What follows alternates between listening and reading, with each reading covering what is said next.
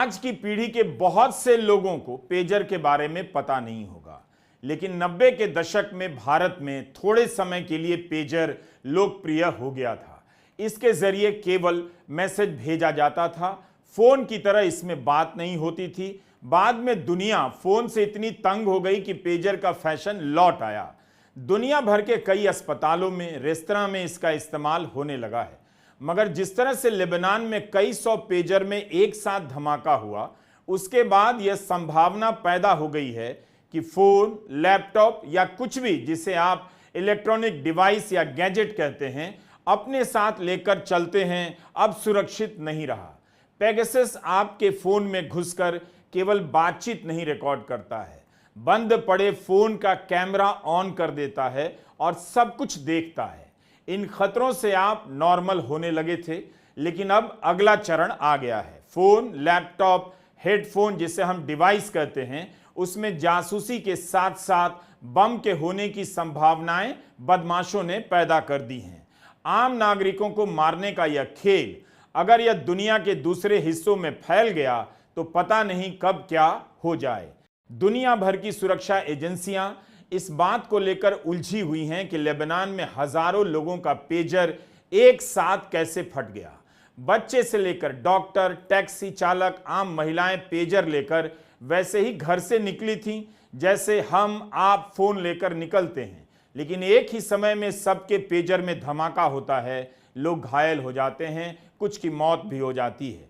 Mobile phone के battery फट जाने की घटना तो आपने सुनी होगी, लेकिन लेबनान की राजधानी बेरूत और आसपास के इलाकों में ऐसा नहीं हुआ। एक साथ हजारों लोगों के पेजर में संदेश आते हैं, बीप बीप की ध्वनि होती है। जैसे ही पेजर देखने के लिए उठाते हैं, धमाका हो जाता है। घायलों की संख्या 2800 से लेकर 4000 तक बताई जा रही है। गंभीर रूप से घायलों की संख्या 200 से लेकर 400 तक बताई जा रही है।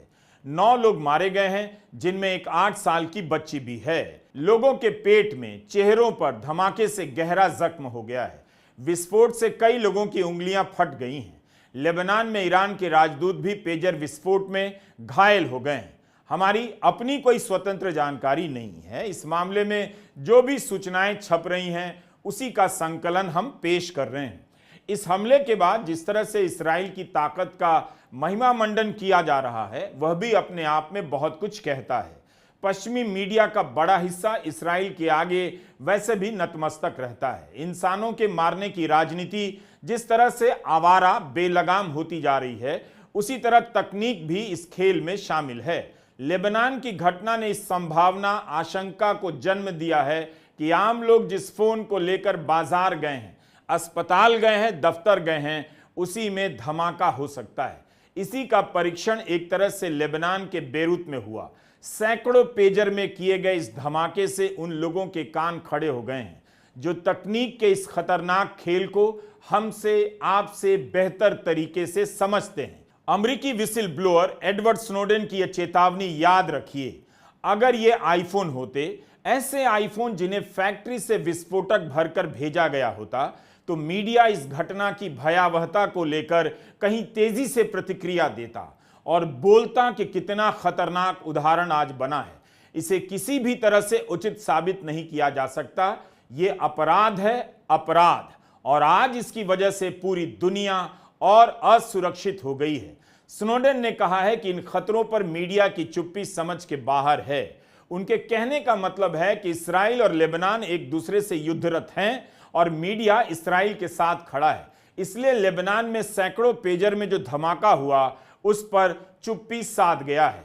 एडवर्ड स्नोडेन ने इसे अपराध कहा है और यह उसी राजनीति का हिस्सा है कि आतंकवाद के नाम पर पूरे देश या पूरे समुदाय को आप चिन्हित करते हैं और सजा देते हैं, मार देते हैं। लेकिन पेजर में धमाके की संभावना पैदा करना भी एक तरह का आतंकवाद ही है। इसका इस्तेमाल अगर एक देश दूसरे देश के आम लोगों के खिलाफ करने लगा तो फिर कोई भी सुरक्षित नहीं रहेगा। 8 साल की बच्ची, डॉक्टर, महिला, सभी को पेजर के धमाके से उड़ा दिया गया। जिन पेजर में धमाके हुए हैं, उन्हें बाजार से खरीदा गया है। जैसे ही बीप बीप की ध्वनि आई, लोगों ने पेजर को जेब से निकाला, चेहरे के नजदीक लाकर मैसेज देखने लगे, तभी धमाका हो गया। इसी के साथ टारगेट अटैक का भ्रम भी टूट जाता है। कहीं से यह टारगेट अटैक नहीं था।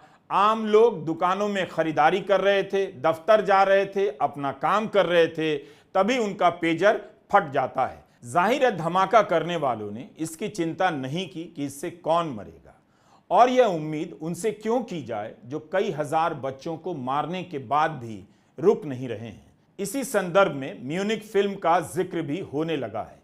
2005 में स्टीवन स्पीलबर्ग ने यह फिल्म बनाई थी। 1972 के म्यूनिख ओलंपिक के समय इस्राएली खिलाड़ियों की हत्या में फिलिस्तीनी लिबरेशन ऑर्गेनाइजेशन का हाथ था। इस हत्याकांड का बदला लेने के लिए मोसाद ने जो जवाबी हत्याएं की, फिल्म में उस कहानी पर फोकस है। इस्राएल की खुफिया एजेंसी मोसाद ने पीएलओ के महमूद हमशारी के फोन का बेस ही बदल दिया। जैसे ही हमशारी ने फोन उठाया, इस्राएली खुफिया एजेंसी मोसाद ने रिमोट से फोन में धमाका कर दिया।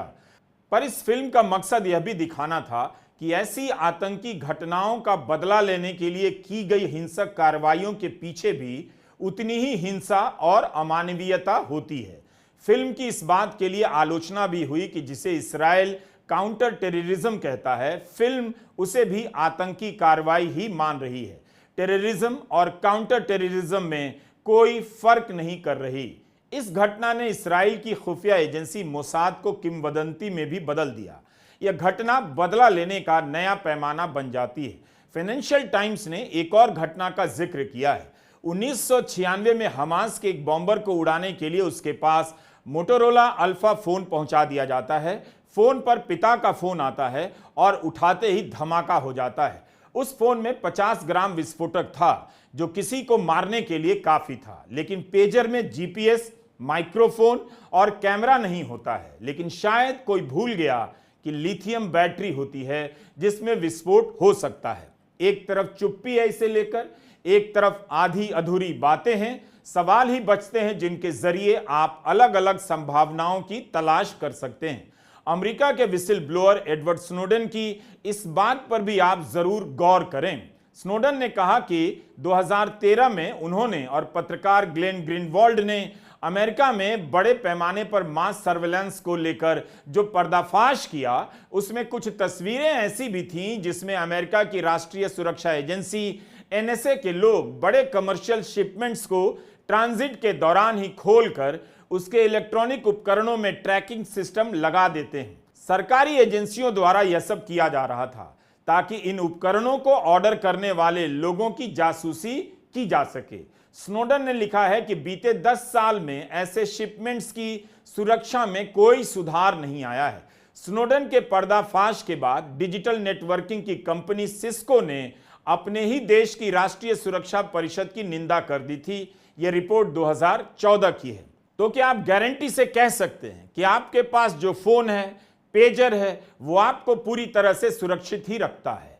स्नोडेन तो यही कह रहे हैं कि कंपनी ने माल किसी देश को रवाना किया और एयरपोर्ट या पानी के जहाज में उस माल को खोलकर उसमें जासूसी के उपकरण फिट कर दिए गए और यह खेल 10 साल से चल रहा है। इन संदर्भों को ध्यान में रखते हुए ये सारे सवाल जरूरी लगते हैं, जिनमें यह पूछा जा रहा है कि पेजर में जो धमाका हुआ उसमें बम कब फिट कर दिया गया होगा। यह जानना बहुत जरूरी है। यह हमला लेबनान में हुआ है, लेकिन अब यह खेल कहीं भी दोहराया जा सकता है।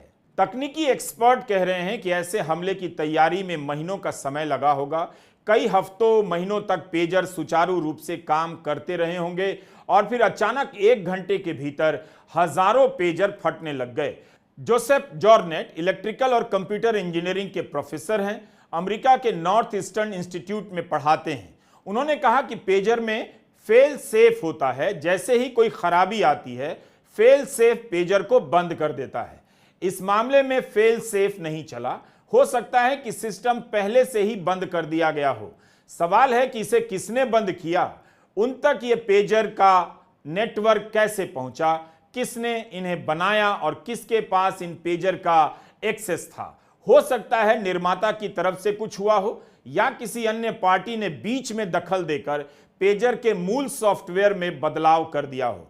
जॉर्नेट कहते हैं कि अगर पेजर के भीतर बम फिट किया गया है तो पेजर बनाने वाली कंपनी और खरीदने वाले के बीच कहीं पर किसी ने पेजर की खेप हासिल कर ली। उसने न सिर्फ सॉफ्टवेयर बदला होगा बल्कि बैटरी के पास छोटा सा बम भी फिट कर दिया होगा ताकि वो किसी खास मैसेज के मिलने पर फट जाए। सुरक्षा एक्सपर्ट भी कह रहे हैं कि पेजर के भीतर विस्फोटक और ट्रिगर डालने के लिए इस्राइल ने सप्लाई चेन में घुसपैठ की होगी। लेकिन जेरूसलम पोस्ट में खबर छपी है कि पेजर की आपूर्ति करने वाली ताइवान की कंपनी गोल्ड अपोलो ने कहा है कि लेबनान में जो पेजर फटा है उसे बीएसई कंपनी ने बनाया है, जिसके पास उसके ब्रांड का पेजर बनाने का लाइसेंस है। गोल्ड अपोलो के संस्थापक ने कहा है कि उन्हें नहीं पता था कि पेजर का ऐसा इस्तेमाल भी हो सकता है।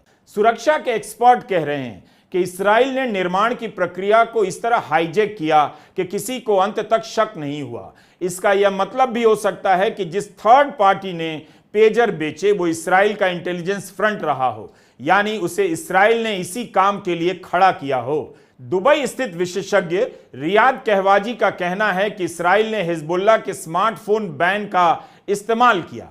उनका कहना है कि मौजूदा हमला एक बेहद पेशेवर ऑपरेशन है।